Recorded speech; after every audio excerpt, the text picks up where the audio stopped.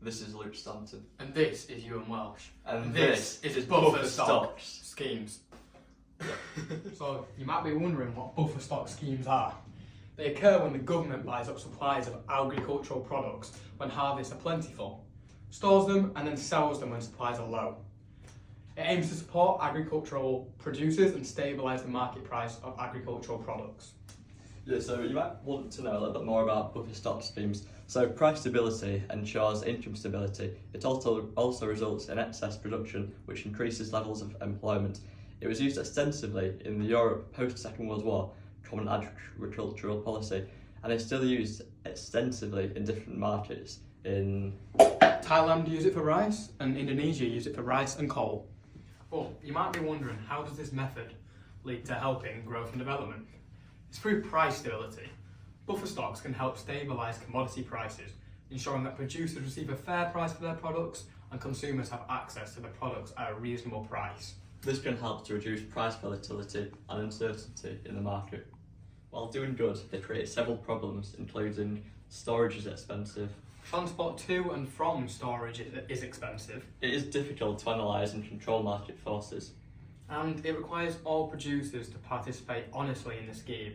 For example, producers in Vietnam have been caught importing cheap rice from Thailand and then selling it to the government at a profit in the buffer stock scheme.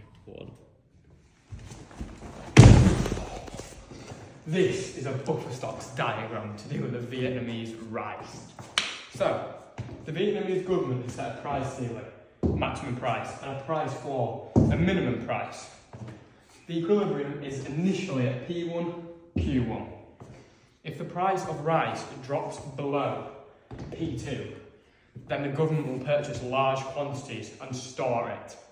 This will reduce market supply, preventing the price from falling below the minimum price of P2. If the price of rice rises above P3, the government releases it from storage and sells the rice.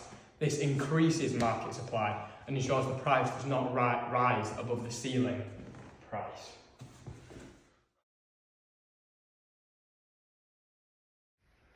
Watch this.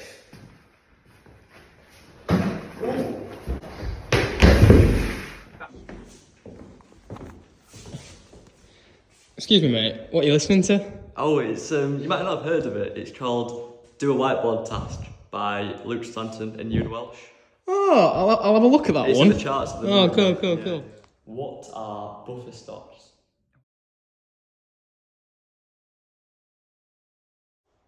Can you give 2 examples of when buffer stocks are used?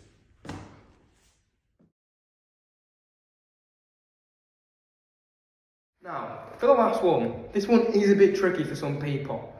Cheers. However, we want you to reciprocate of buffer stocks diagram, the one we showed you.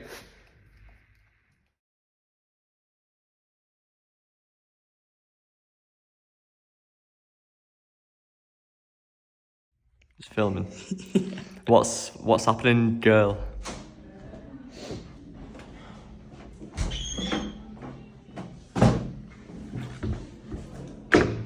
Now, you might be wondering how effective a buffer stock scheme is.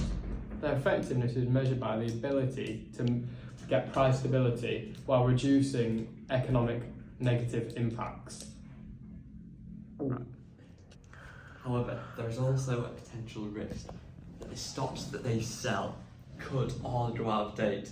So they've paid for all of those stocks, they've paid for the storage costs of all those stocks, and no one can eat them.